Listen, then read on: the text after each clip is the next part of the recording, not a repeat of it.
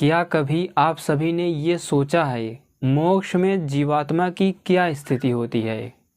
जीवात्मा जब मुक्ति में होता है तो उसे कैसा प्रतीत होता है? जब हम समाधि में स्थित हो जाते हैं तो हमारी क्या स्थिति होती है? मोक्ष में जीवात्मा क्या क्या जानता है? मुक्ति में उसे कैसा एहसास होता है? कहाँ तक गमन करता है? कैसे गति करता है? ईश्वर के माध्यम से कैसे सब कुछ जान लेता है? आज की इस वीडियो में हम यही विस्तार से जानेंगे कि मोक्ष में जीव की स्थिति क्या होती है।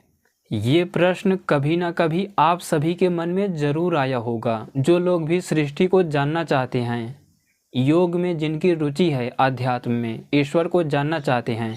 आपके मन में ये प्रश्न कभी ना कभी निश्चित रूप से आया ही होगा कि मोक्ष में हमारी कैसी स्थिति होती है, हम क्या क्या कर सकते हैं, क्योंकि उस समय कोई शरीर नहीं होता, आंखें भी नहीं होती, कान भी नहीं होता, श्रोत इंद्रिय, चक्षु इंद्रिय, किसी भी प्रकार की कोई इंद्रिय नहीं होती, मन भी नहीं होता। तो उस समय जीवात्मा अकेले ही कैसे सब कुछ जान लेता है, हमारी स्थिति क्या होती है, और इसके साथ ही ये कैसे निश्चित करते हैं कि इस व्यक्ति का मोक्ष हुआ ही होगा, या फिर इस स्थिति तक पहुंच जाएं तो हमारा मोक्ष हो जाएगा। आज के इस वीडियो में इन सब का विस्तार से चर्चा किया जाएगा। तो आइए वीडियो को शुरू करते हैं। सबसे पहले इसी की चर्चा कर लेते हैं, ये जीवात्मा आखिर होती ही क्या है। जीवात्मा एक सूक्ष्म चेतन तत्व है, केवल चेतन मात्र है वो जीवात्मा, जड़ नहीं है, किसी भी प्रकार की कोई मिलावट नहीं है उसमें, शुद्ध चेतना है और बहुत सूक्ष्म है, अनंत जैसी सूक्ष्म। हम सृष्टि के पदार्थों की जितनी सूक्ष्मता में कल्पना कर सकते हैं, 10⁻⁻10 मीटर, 10⁻⁻35 मीटर, 10⁻⁻100 मीटर, यहाँ तक नहीं पहुँचे हैं वैज्ञानिक। लेकिन अगर कल्पना भी करें, कितना भी माइनस में चलते जाओ, कितनी भी सूक्ष्मता में चलते जाओ, जीवात्मा की ऐसी कोई सूक्ष्मता नहीं होती। उसकी सूक्ष्मता आप बता ही नहीं सकते कि इलेक्ट्रॉन से करोड़ों गुना सूक्ष्म है, स्टिंग से अरबों गुना, खरबों गुना सूक्ष्म है। ऐसी कोई सूक्ष्मता जीवात्मा की होती ही नहीं। जीवात्मा एक शुद्ध चेतन है, केवल चेतन। मैं जो भी बातें बोल रहा हूँ, आप लोग वैज्ञानिक ढंग से इस पर विचार कीजिए, सुनने का प्रयास करो। तो जीवात्मा एक शुद्ध चेतन है जो पुरातन है, पुरानों से भी पुराना है, उससे पुराना कुछ नहीं है, सनातन है, सदैव से थी, सदैव है और सदैव रहेगी, नित्य है, उसमें किसी प्रकार का कोई बदलाव नहीं होता, अजर है, कभी जीर्ण नहीं होती। तो ये है जीवात्मा की वैज्ञानिक संरचना कि वो अनंत गुना सूक्ष्म है और एक शुद्ध चेतन है। ये वही जीवात्मा है, मैं उसी चेतना की बात कर रहा हूँ जो आपके अंदर से जान रहा है, जो जानने वाला है। आप लोग मेरी बातों को स्रोत इंद्रिय के माध्यम से सुन रहे हो, सुनने वाला चेतन नहीं है, सुनने वाला स्रोत इंद्रिय है। तो स्रोत इंद्रिय के माध्यम से सुनने के बाद जो जान रहा है, जो चेतना जान रही है कि एक व्यक्ति वीडियो बना रहा है, ये जो देख रहे हो ये नहीं, देखने के बाद जो जान रहा है वही चेतन है, उसी की चर्चा कर रहा हूँ। वो आपके अंदर की चेतना जो जान रही है, ये अनंत गुना सूक्ष्म है, इसकी सूक्ष्मता की कोई कल्पना ही नहीं कर सकता, कभी जाना ही नहीं जा सकता कि ये कितना सूक्ष्म हो सकता है। यहाँ तक कि जो पार्टिकल से भी सूक्ष्म स्ट्रिंग होते हैं, उनकी सूक्ष्मता की भी बहुत विशेष जानकारी नहीं है वैज्ञानिकों के पास। आत्मा उससे भी अनंत गुना सूक्ष्म है। आप सभी ऐसा कंपैरिजन कर ही नहीं सकते जैसे सृष्टि के जड़ पदार्थों का कंपैरिजन करते हो। इस सूक्ष्म चेतन तत्व जीवात्मा का कभी कोई अंत नहीं होता। हम सदैव से शरीर प्राप्त करते रहेंगे, फिर मृत्यु होती रहेगी, मोक्ष में जाते रहेंगे, आते रहेंगे, सनातन है। इसी जीवात्मा का मोक्ष होना है। आप लोग जानना चाहते हैं ना कि मोक्ष में कैसी स्थिति होती है, तो ये है जीवात्मा का शुद्ध स्वरूप। ये जीवात्मा अव्यक्त है, अछेद्य है, अक्लेद्य है, अशोष्य है। श्री कृष्ण ने भगवत गीता में कहा है कि जो जीवात्मा को आश्चर्य की भांति देखता, समझता, जानने का प्रयास करता है, वही अपने आत्मा में स्थित हो सकता है। योग दर्शन भी यही कहते हैं। तो आत्मा में स्थित होने के लिए आपको इसे बलपूर्वक मनन चिंतन करना होता है ध्यान में। जब हम बलपूर्वक सृष्टि पर मनन चिंतन करते हैं, ईश्वर को वैज्ञानिक ढंग से समझने का प्रयास करते हैं, ईश्वर भी ठीक ऐसे ही है। हम लोग तो अभी मोक्ष नहीं हुआ है, इसका तात्पर्य अज्ञानी हैं, लेकिन है एक चेतन जो जानने का प्रयास करते हैं।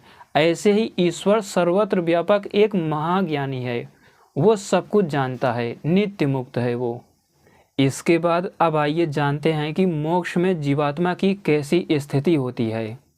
देखिए, मोक्ष में जीव की जो स्थिति होती है, उसे ऐसा प्रतीत होने लगता है कि उसके लिए अब कोई भी कार्य शेष नहीं रह गया है। कार्य करता है, निष्काम रूप से काम करता है, लेकिन उसे ये पता चल जाता है कि मुझे जो जानना था जान लिया। योग दर्शन में मैं महर्षि भगवान वेदव्यास जी की बातों को बता रहा हूँ। योगी को ऐसा एहसास हो जाता है, पहले तो सृष्टि को गहराई से जानता समझता है, तब जाके जब वो अपने आत्मा में स्थित हो जाता है, सब कुछ तत्वतः जान जाता है, तब उसे ऐसा आभास होता है, ऐसी स्थिति हो जाती है कि मुझे जो जानना था जान लिया, मुझे जो करना था कर लिया, मेरा उद्देश्य पूर्ण हो गया, ऐसा आभास होने लगता है। भगवान श्री कृष्ण भी मोक्ष की जीवात्मा थे। उन्होंने यही कहा है, न मे पार्थास्ति कर्तव्यम त्रिशलोकेषु किंचन। तीनों लोकों में मेरे लिए कोई भी ऐसा कर्म नहीं है जो अब मेरे करने से शेष रह गया हो।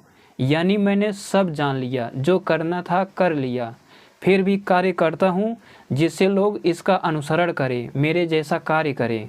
क्योंकि एक श्रेष्ठ योगी वैज्ञानिक ऋषि मुनि जैसे कर्म करते हैं, योग के मार्ग पर चलने वाला व्यक्ति वैसा ही अनुसरण करता है। तो भगवान कृष्ण की भी यही स्थिति थी। अगर उस योगी की, उस जीवात्मा की ऐसी स्थिति है, ना तो वो किसी से द्वेष करता है, ना तो किसी से ईर्ष्या करता है, किसी से बहुत अधिक लगाव भी नहीं रखता, तो वो नित्य सन्यासी है, वो भी मुक्ति का अधिकारी है। ये जो सूक्ष्म शरीर है, सूक्ष्म इंद्रियां हैं, मन हो गया, ज्ञानेंद्रियां हैं, कर्मेंद्रियां, जिसके वश में हैं, जिस जीवात्मा को लगे कि मैंने अपने संपूर्ण इंद्रियों को वश में कर लिया है, जैसे एक कछुआ संकट की स्थिति में अपने पैरों को अंदर की ओर सिकोड़ लेता है, वैसे ही जिस सन्यासी को, जिस योगी को लगे कि मन पर भी मेरा विजय है, जितने भी ज्ञानेंद्रियां, चक्षु इंद्रियां, स्पर्श इंद्रियां, कर्मेंद्रियां हैं, इन सब पर मेरा पूरी तरह नियंत्रण है, तो वो भी मुक्ति का, मोक्ष का अधिकारी है। मोक्ष प्राप्त करने में वो तत्पर हो रहा है, आगे बढ़ रहा है, सही रास्ते पर जा रहा है। जो व्यक्ति समान भाव में स्थित है, दुख आने पर दुखी नहीं होता, सुख आने पर बहुत अधिक प्रसन्न नहीं होता, वो भी मोक्ष का अधिकारी है, मोक्ष के मार्ग में आगे बढ़ रहा है। जो व्यक्ति काम के वेग को, क्रोध के वेग को सहन कर लेता है, वो भी मुक्ति की तरफ आगे बढ़ रहा है। जो अष्टांग योग का पालन करता है, अष्टांग योग के मार्ग पर बढ़ता है, वो भी मोक्ष के लिए आगे बढ़ रहा है, प्रयत्नशील है।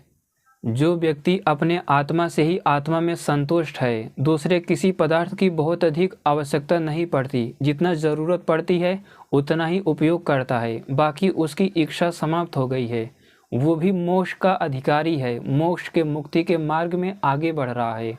जो व्यक्ति आत्म तत्व को वैज्ञानिक ढंग से देखता है, इस पर विचार करता है कि कितना सूक्ष्म हो सकता है, कैसे क्रिया करता है, इसके क्या क्या गुण हैं, सृष्टि के पदार्थों के साथ कैसे जुड़ा हुआ है, कैसे बंधन में आ गया है, ईश्वर वास्तव में तत्व रूप में क्या है, वो है क्या, कैसे उसने सृष्टि बनाई।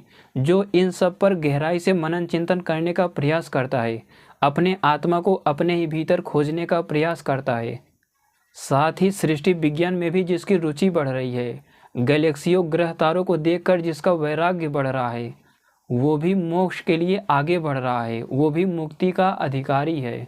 जो व्यक्ति प्रकृति के तीनों गुणों को तत्व रूप में जानता है, सत्व, रज व तम, इनकी वैज्ञानिकता को समझता है, इनके माध्यम से सृष्टि को जानने का प्रयास करता है, और इन सत्व, रज व तम तीन गुणों को जानकर इस सृष्टि से लिप्त नहीं होता, निष्काम करने का प्रयास करता है, वो भी मुक्ति का अधिकारी है, आगे चलकर मोक्ष को प्राप्त कर सकता है।